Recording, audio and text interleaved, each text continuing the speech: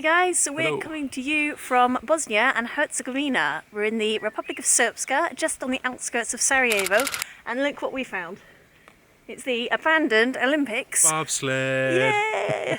This is probably like the #1 thing I wanted to see in Bosnia and Herzegovina. I don't know about you. Yeah, it's pretty awesome, man. I know like everyone that comes here comes to this spot and talks about it, but we're really excited to be here nonetheless. We are keen urbexers, and this is like one giant urbex spreading across the whole mountain, so I can't wait to go and explore it tomorrow. It's really cool. We found a lovely little spot to park at. There's a The van. weather's not doing us much favours today, so we're not going to do any filming. Plus we've been on the road all day since this morning. So I think we're just going to chill out, but yeah, the ride here was pretty interesting, wasn't it, I'd say? Yeah, it was. We left Montenegro this morning.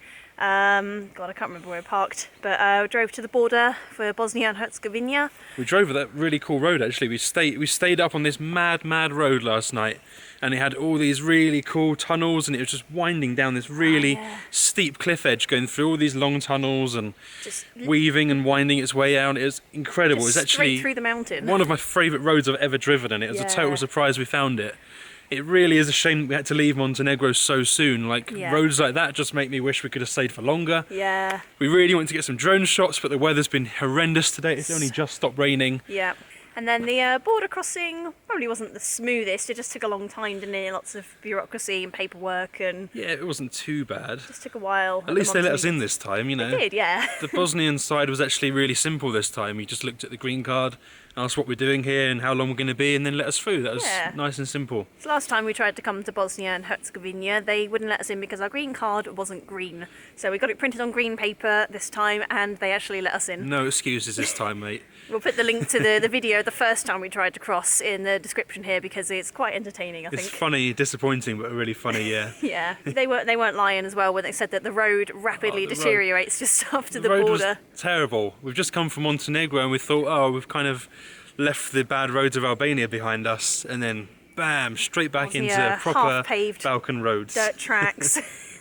But it's good fun. So we made it here anyway. We're really excited to have a little explore of this bobsleigh track tomorrow Yeah. morning. It's really awesome. I just wish we had a skateboard because I would love to just fly down this track, down this massive hill. No, I wish it was snowing, man. Why That is would it, be why is it better, not yeah. snowing?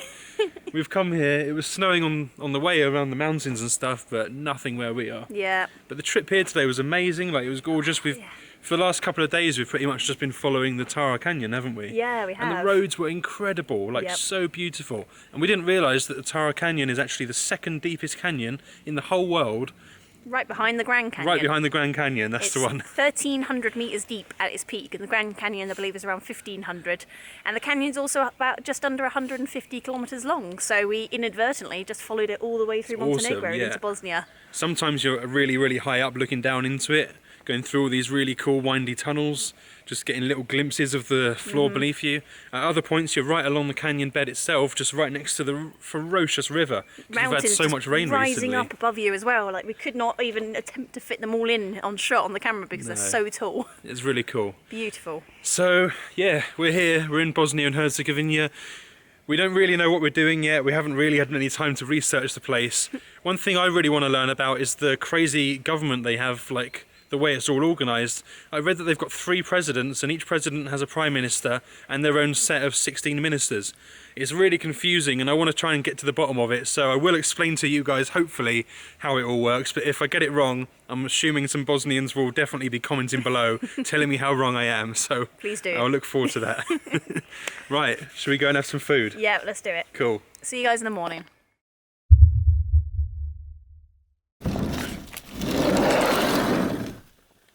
Whoa.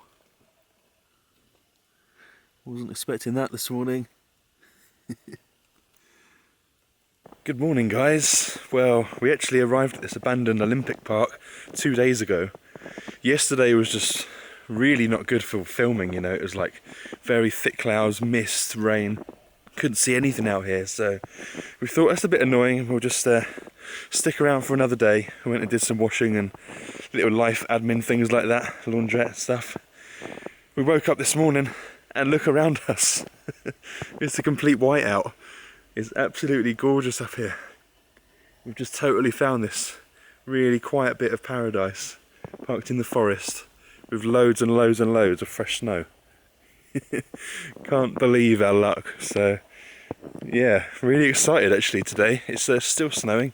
I think it's going to be snowing all day. We have got problems with our van starting in the cold, and I don't think anyone else is going to be driving up here today, so we'll see what happens. But I think we're going to get out, do some filming, take the drone up and see what we can find. It's going to be a good fun day, I think.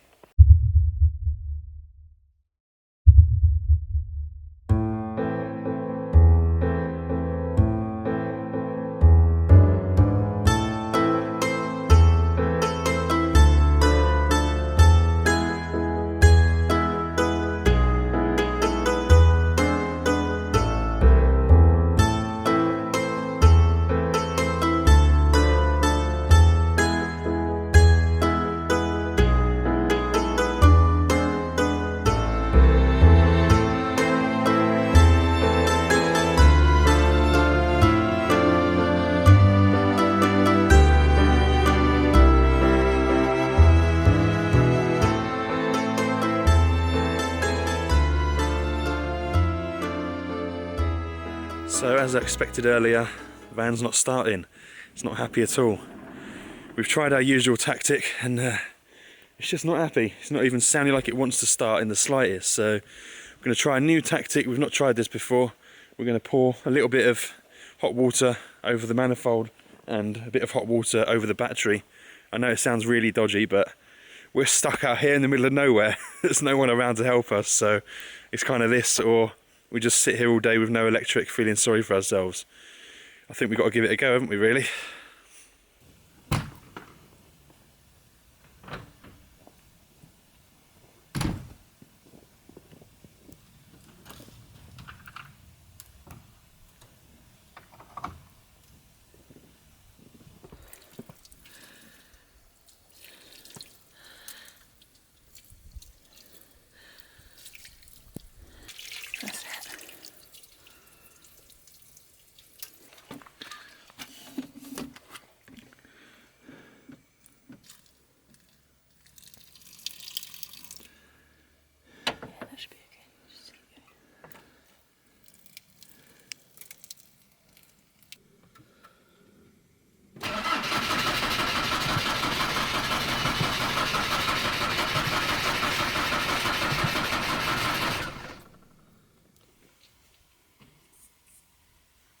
Are you ready? I'm ready. 3, 2, 1.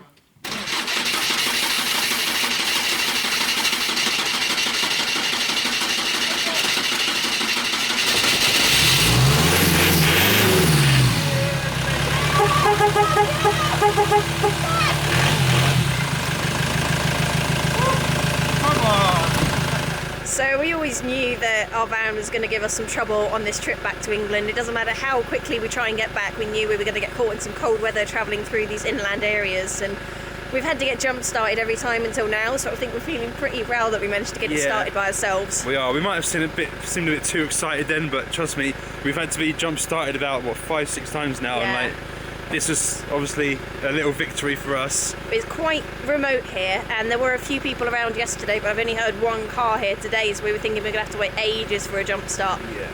And yeah, we just like sprayed a little bit of easy start in the engine once we warmed it with a kettle. Not the best technique, obviously, but it did work and it did get it going. I'll do it again in a heartbeat if it means we can get going. And it means we can warm up because I'm freezing and now we can finally get the heating on. So today, our plan was to go and see the rest of this Olympic park, wasn't it? The ski centre, the old hotel. Yeah. The hotel's got loads of interesting history actually. It was actually part of it was a prison basically during the war here.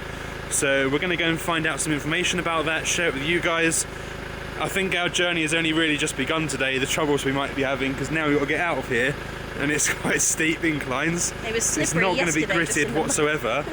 There's mud, there's snow, there's all sorts of crazy stuff to get through, so... But we know you guys enjoy watching it. Yeah, we know you like to watch us suffer, so I think you're going to have a good bit of fun watching us suffer today. Yep. Anyway, should we go and warm up a bit? Let's have a coffee. Okay.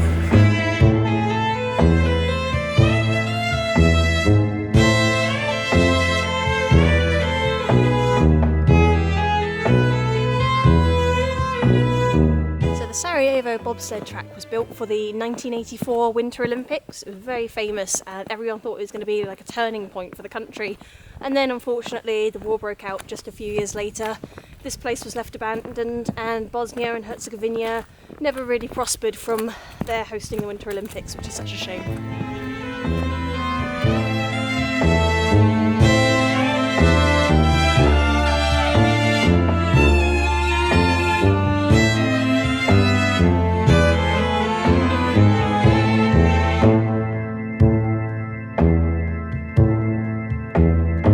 The Sarajevo Olympic bobsleigh track was constructed in 1982 on the slopes of Mount Trebević, hosting various European championships, as well as the famous 1984 Winter Olympics during its short 10-year lifespan. However, in 1991, the Yugoslav wars broke out, and the track was badly damaged during the siege of Sarajevo when it was used by the Bosnian Serbs as an artillery position. The scars of war are still visible on the track today, which is pockmarked with bullet holes and covered in political and memorial graffiti.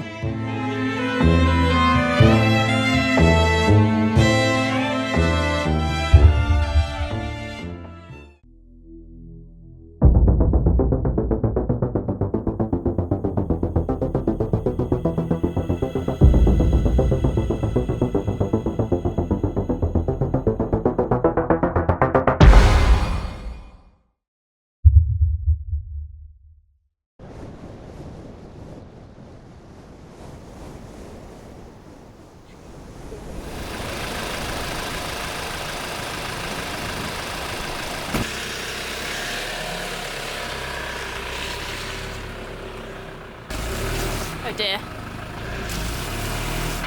Not going very far with that. You need to get off.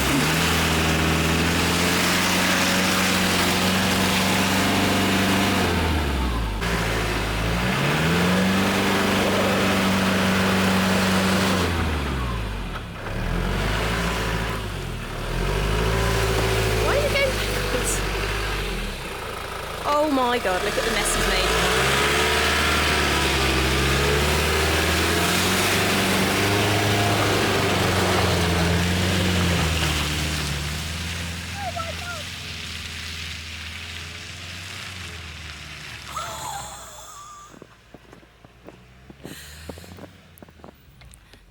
Dear Bosnia and Herzegovina, I'm very sorry for what we've just done to your ground.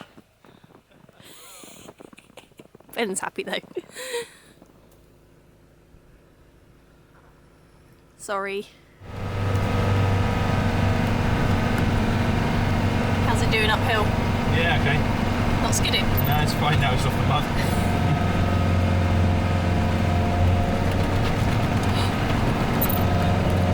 Slowly. Slower. Okay, I've got it.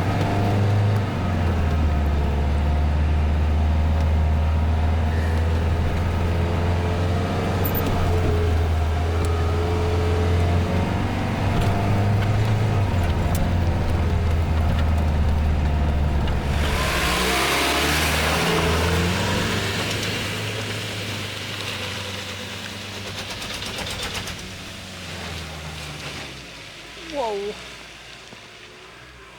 Van is a beast.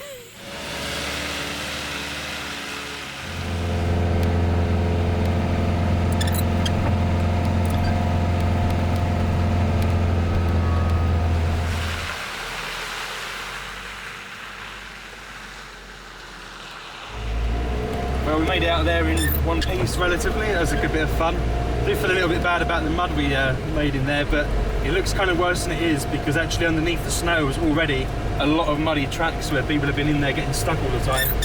You're not actually strictly meant to be driving around that place anymore. There's signs up saying it's only for cyclists and stuff like that, but you can't tell people in the Balkans what they can and can't do.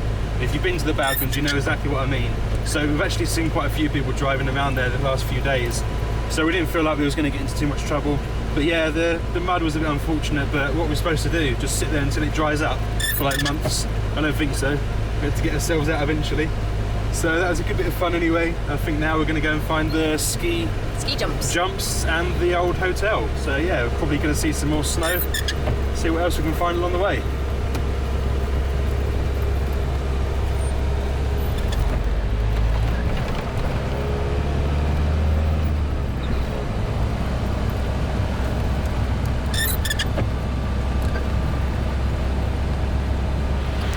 So we've just come down the hill a little way from where we were parked last night, and as you can see behind me, I think it's an old hotel. I can't be absolutely certain. We can't find anything about it online, but you can see all of the bullet holes all the way up and down this entire building, every single side of it, and it just shows you that actually all of the old buildings in Sarajevo look quite similar.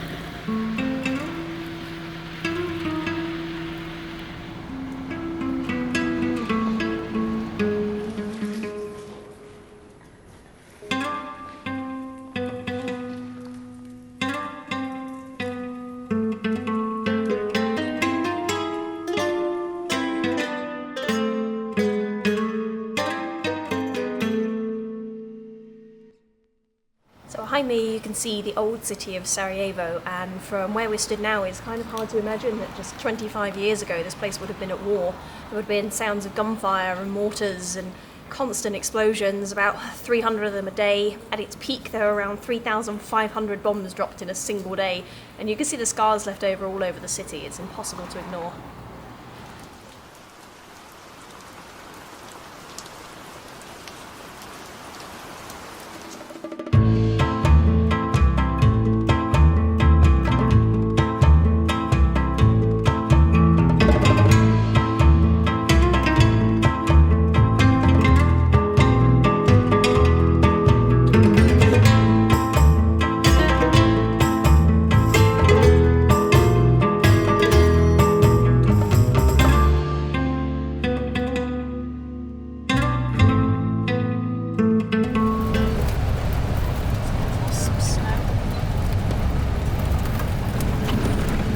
There it is, look. It's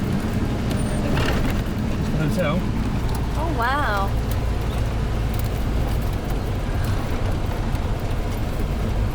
How'd you get up to it?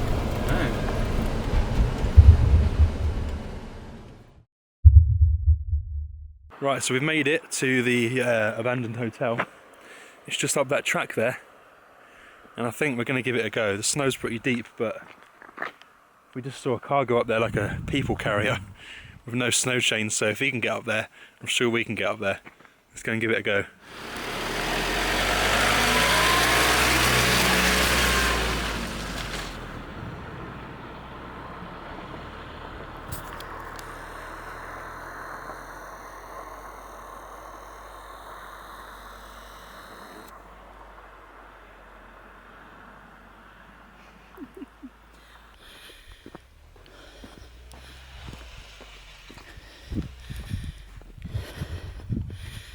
We caught up with Ben to see how he's getting on.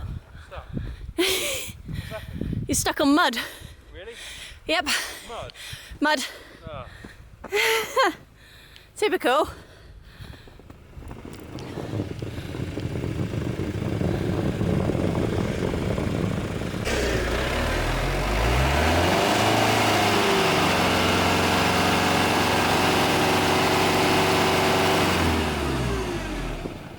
These are what we use if we get stuck in mud. We haven't yet tested them out on snow. Let's see if they can help us get up this hill.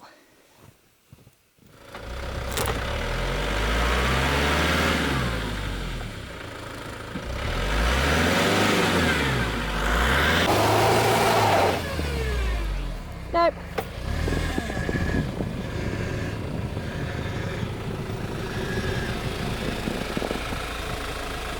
Back you go.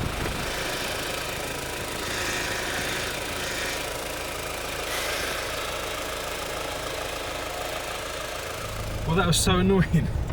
I just managed to get up this massive steep bit, as you can see. I stopped on the flat bit to wait for Lucy, and I get stuck in the mud. It's unbelievable. These tyres are so good on the snow, but the tiniest bit of mud, nah, not having it. Moral of the story is don't wait for Lucy, just go for it. I have to admit defeat, park at the bottom of my feet and walk up.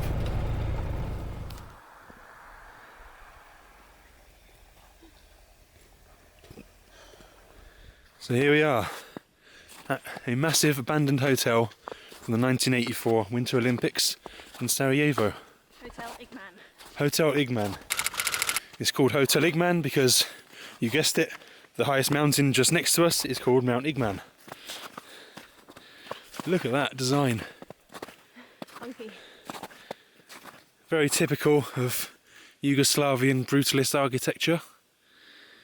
And the slanted roofs are supposed to represent Alpine architecture. And I think that is one funky looking building. What a shame though, what a shame it's like that now.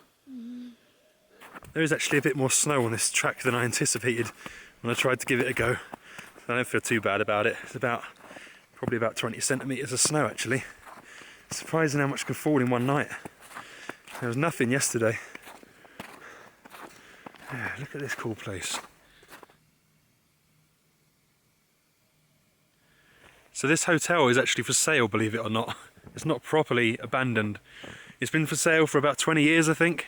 But understandably, no one wants to buy it because there's a lot of bad history to the place. And I think it'd be a bit of a grim hotel to stay in, really, wouldn't it, quite frankly?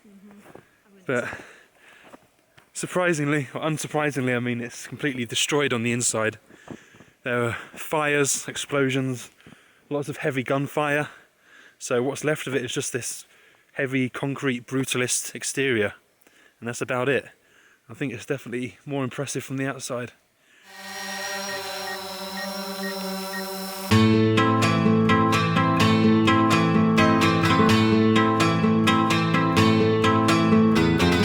So we managed to get the van up here eventually. Just took a bit of strength and resilience. I don't like giving up on a challenge, so yeah, we got her up here. Doesn't she look all pretty with white wheels? Oh no! I should have known that was coming, shouldn't I? Oh, that's pretty!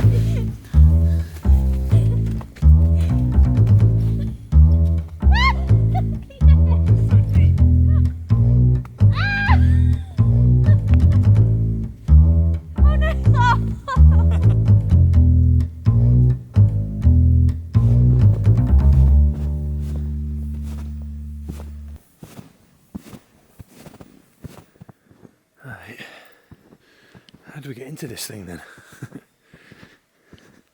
Snow is so deep I don't actually know what I'm stepping on. I might just fall off the edge in a sec. Whoa.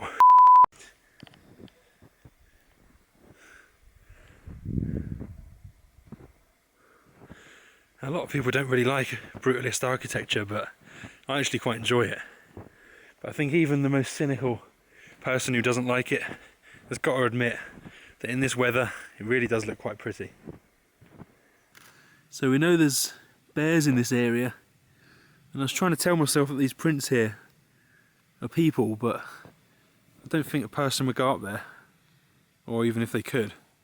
Or if they have such big feet. Oh, those footprints are massive, so I don't know. To me they could probably only be one thing, but it's really tricky walking around here. I just fell down this hole, look. Probably can't even see it. Oh my god, is that what you fell? It's pretty deep, so I don't know how to get into the building. But it looks like that animal's gone right up to the building, maybe even inside.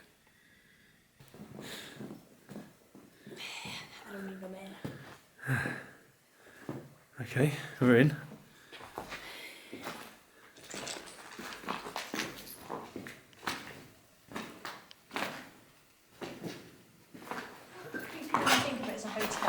It is creepy when you think of it as a prisoner of war camp. Yeah, well that's it. I mean, it started out as a hotel, and look, you can see bullet holes over there. Oh yeah. But there was a lot of fighting in this place towards the end.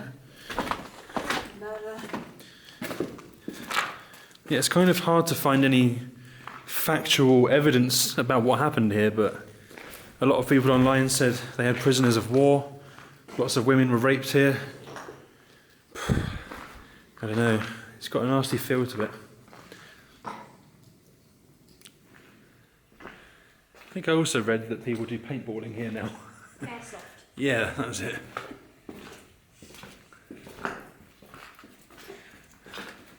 Yeah, look, you can see loads of bullet holes here. Just turn the camera around.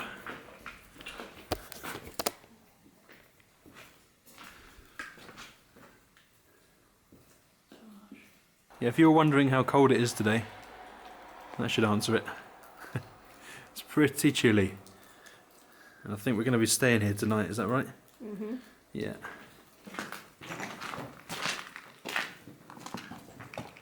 What always amazes me about these urbexes and the abandoned buildings we find is that no matter how much damage humans do to each other and to the planet, nature always finds a way of reclaiming it.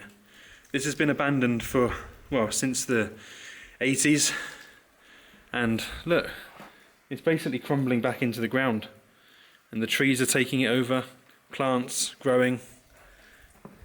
It's fascinating to see. I think in another 20-30 years time there'll be nothing left of this building at all, and you won't even know it was here.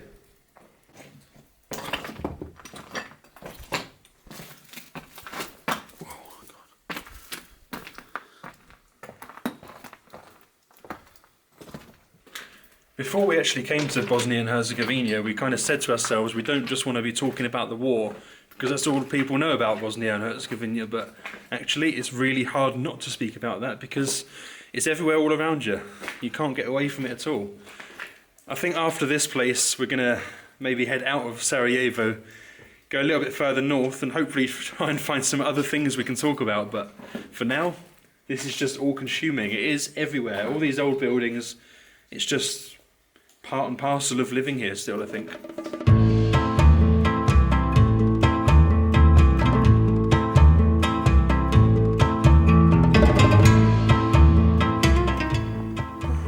It's getting cold again now. I think we're gonna check into the Hotel Igman for tonight and park our van just on this little flat bit up here. Hope we don't get stuck in the mud, and hope that it starts again in the morning.